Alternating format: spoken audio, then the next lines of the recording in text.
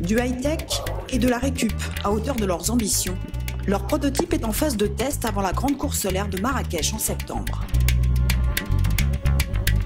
À 60 km/h, la vitesse n'est pas encore folle, mais le pari, oui.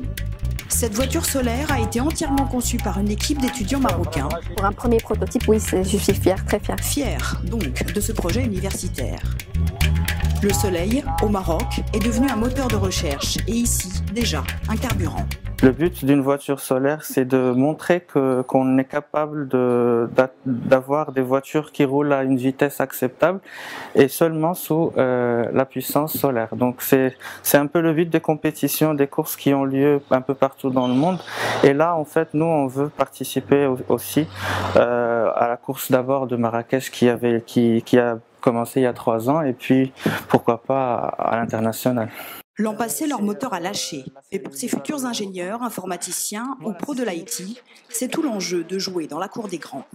On va l'utiliser dans la voiture de test pour justement pouvoir rouler avec et puis faire des tests de la batterie, etc. Donc ça c'est bon. Pour la partie électronique, j'ai déniché un petit circuit. Ce circuit-là, c'est ce qui va nous permettre un petit peu de faire la liaison avec la tablette. De l'idée dans un labo neuf, équipé 3D, qui comme leur projet, est à l'image de l'Université internationale de Rabat, totalement innovante au Maroc.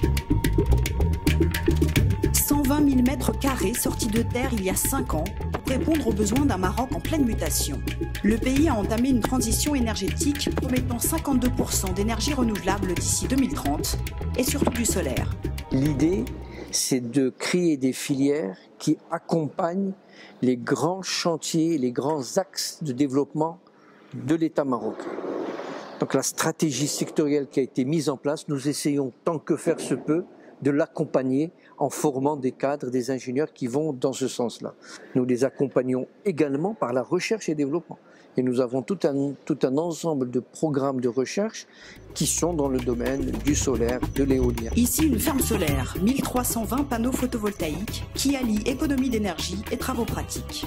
Donc là, on est en train de tester des technologies de dernier cri, les cellules multijonctions, ce qu'on appelle multijonction par exemple, c'est ce qu'on fait actuellement dans la recherche. C'est le fait de positionner 2 cellules l'une sur l'autre pour améliorer ou quasiment doubler leur production d'énergie. Alors donc cette ferme solaire, elle va produire quasiment 27% de l'énergie sur l'université. Et puis voilà, donc, et puis ça nous sert aussi, nous étudiants, à nous abriter lorsqu'il pleut par exemple. L'université abrite ainsi plus de 2300 étudiants censés former les bataillons d'élite de demain. Au Maroc, les centrales solaires, les parcs éoliens, tous les grands chantiers énergétiques sont menés par des leaders étrangers. La formation marocaine tente donc de pousser aux échanges avec les meilleurs mondiaux dès les bancs de l'université. Amine Jubil, à l'énergie photovoltaïque. Le maître de conférence aujourd'hui, le plus imminent chercheur en photovoltaïque, est Christophe Balif, physicien suisse. 1h30 de partage, de rêve de grandeur et la confirmation que ces nouvelles filières commencent bien.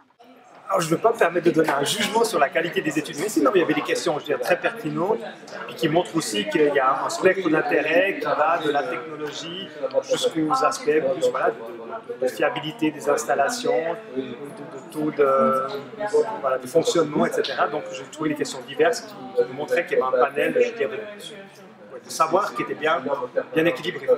Et déjà, en 5 ans, près de 180 projets brevetés, des partenariats entreprises concrets et de l'idée dans les allées.